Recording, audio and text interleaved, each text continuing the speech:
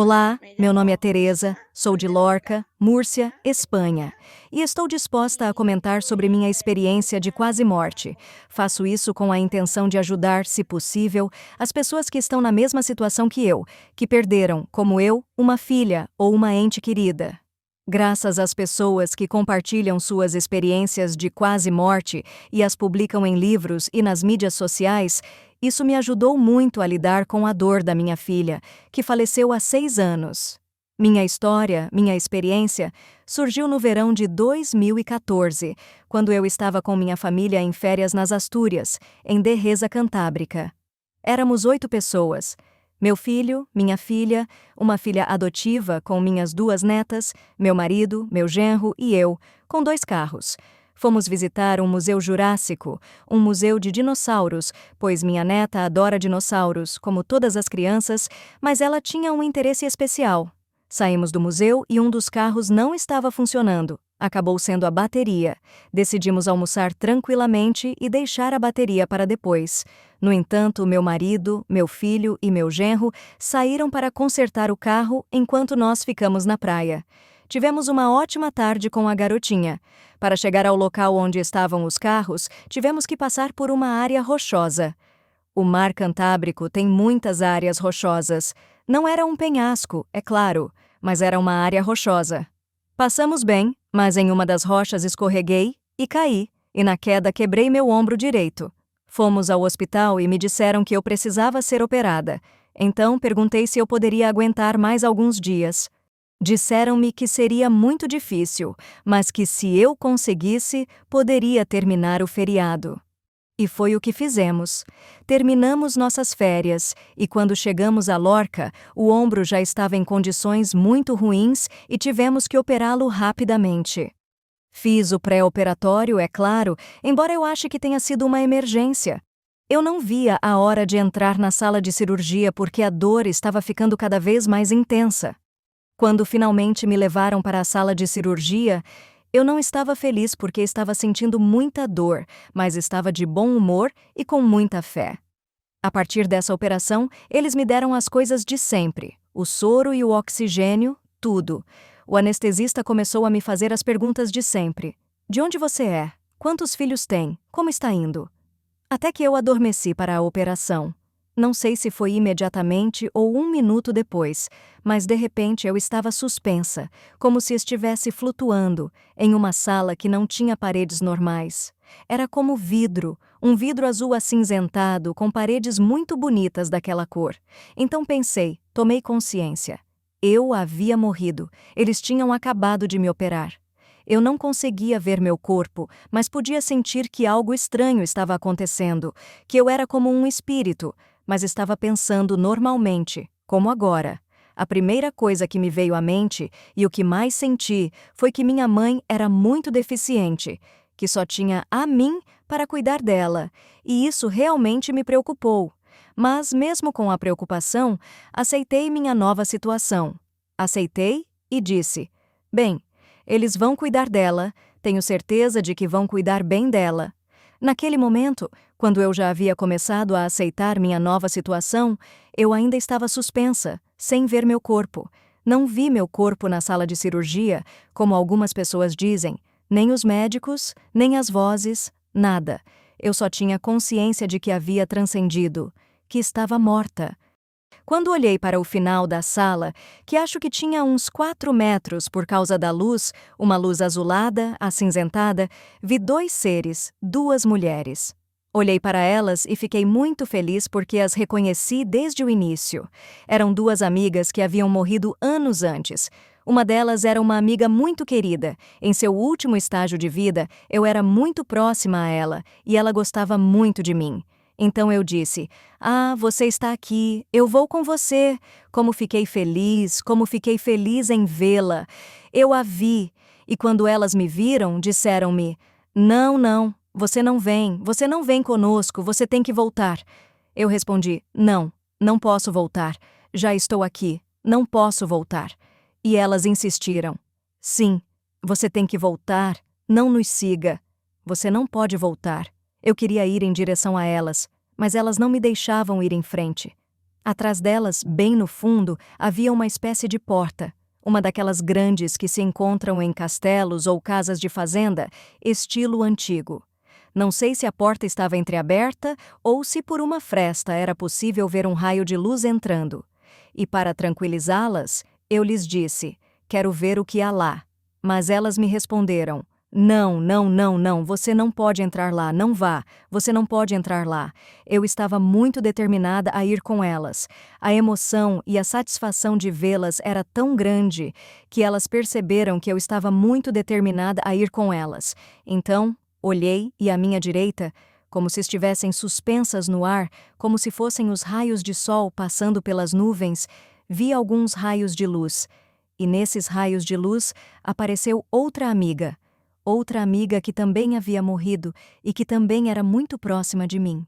Tão próxima que, em uma operação cardíaca que ela fez, como nós duas tínhamos o mesmo grupo sanguíneo, doei meu sangue para a operação dela. Éramos muito próximas. Quando a vi, também fiquei muito feliz. Eu estava ainda mais determinada a ficar porque elas eram minhas amigas mais queridas. Essa outra amiga tinha muito caráter nesta vida. Era uma mulher disposta, uma daquelas pessoas que, quando pensava algo, dizia abertamente. Ela me disse com temperamento e caráter: não, não, não, não, você não pode ficar, você tem que voltar, estendendo a mão para enfatizar: você não pode ficar, você tem que voltar. Ela me diz: você tem que voltar porque seu filho precisa de você, porque ele vai morrer. Isso já foi ruim o suficiente para mim. Tenho que ser honesta. A ilusão que eu tinha de vê-las se transformou em raiva. Fiquei muito irritada por ela ter me dito isso e respondi: não, meu filho é saudável, não há nada de errado com ele. É minha mãe que está doente. Mas ela insistiu: seu filho vai morrer. Isso me fez sentir ainda pior. Com minha vontade de ficar e a sensação do que minha amiga havia me dito, eu disse: bem, não sei como voltar, não posso voltar porque não sei como fazer isso. Então, elas me disseram: nós a ajudaremos. Lembro-me de que tentei me virar e, quando o fiz, senti que elas estavam me acompanhando, seguindo-me no ar, como se estivessem em suspensão. Nesse processo de passar por uma espécie de... Não era uma porta, era como um grande buraco, mas com neblina, uma espécie de neblina cor-de-rosa. Havia também música, um tipo de som muito agradável. Eu estava feliz com elas, tanto que disse a elas: e quando vou vê-las novamente? Eu quero vê-las novamente. E elas me responderam: quando for a sua hora, quando for a sua hora, você nos verá novamente, mas agora você tem que voltar. Quando ouvi isso, fiquei um pouco satisfeita, mas ainda tinha aquele sentimento de alegria, de satisfação, um sentimento estranho, mas positivo. Naquele momento, enquanto eu estava com essa sensação, ouvi a voz do anestesista dizer: Teresa, Teresa, ela está voltando, nós a pegamos, nós a pegamos. E eu ainda tinha consciência de que estava em outro lugar. Eu nunca tinha ouvido nada sobre experiências de quase morte, nem conhecia ninguém que tivesse passado por algo semelhante, mas eu sabia que tinha deixado meu corpo. Quando abri os olhos, o médico disse: Teresa, você sabe que tem um problema cardíaco? Eu respondi: não, eu não sei de nada. O cirurgião interveio dizendo: deixe-a agora, não a assuste. Ao ouvir isso, pensei: isso é porque eu estava em parada cardíaca. Depois disso, saí da sala de cirurgia. Como não era uma operação cardíaca séria ou algo do gênero, eles me levaram para o quarto. Quando entrei no quarto, me senti transformada. Devo admitir que estava me sentindo muito feliz, parecendo muito alegre e sorridente. Dava para perceber o quanto eu estava feliz. Minha filha e minha sobrinha estavam na sala e disseram: veja como ela está se saindo. Parece que acabou de chegar de uma festa. Veja como ela está feliz. Eu respondi: ela estava com os anjos. Eu disse isso para não contar a todos de uma vez o que tinha visto. Minha sobrinha brincou: você não os convidou para comer, porque você convida todo mundo.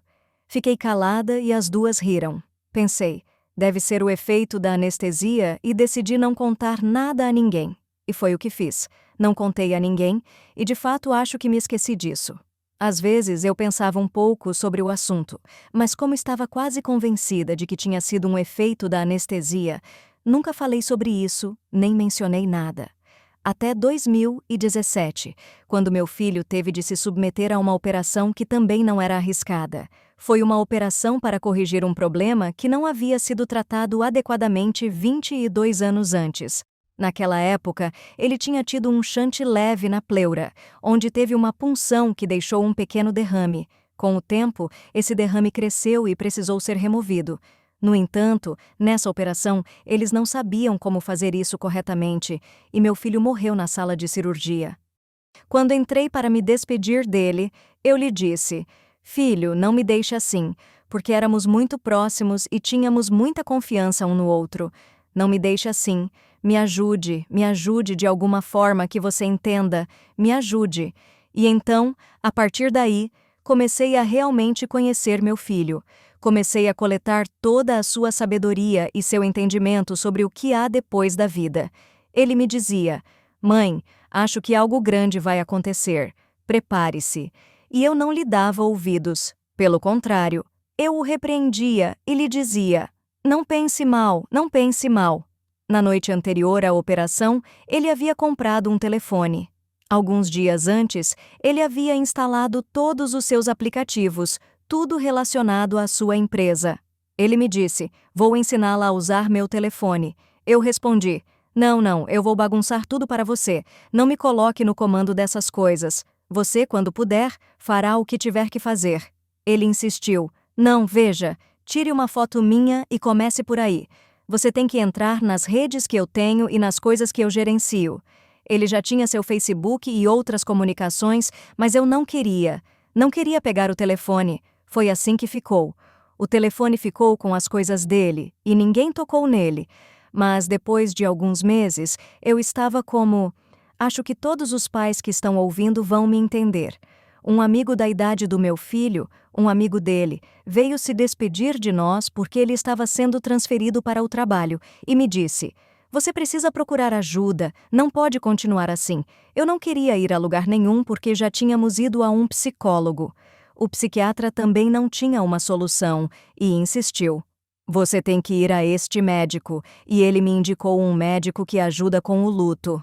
Nós não queríamos ir, mas com a insistência da minha filha e assim por diante, fomos. Foi aí que meu conhecimento começou. O médico me falou sobre regressão. Falou-me sobre experiências de quase morte, porque ele mesmo havia sofrido uma queda. Percebi que, por meio do meu filho, eu estava adquirindo novos conhecimentos, e que era ele quem estava me ajudando. Meu filho morava conosco. Ele era solteiro, mas tinha sua própria casa e ia muito para casa. Quando ele tinha um momento, saía e eu lhe dizia: "O que você está fazendo aí sozinha?" E ele me dizia: "Mamãe, lendo e ouvindo." E eu lhe dizia: "Bem, você não pode fazer isso aqui?" Ele dizia que não, porque sabia que eu não entendia o que ele lia e ouvia.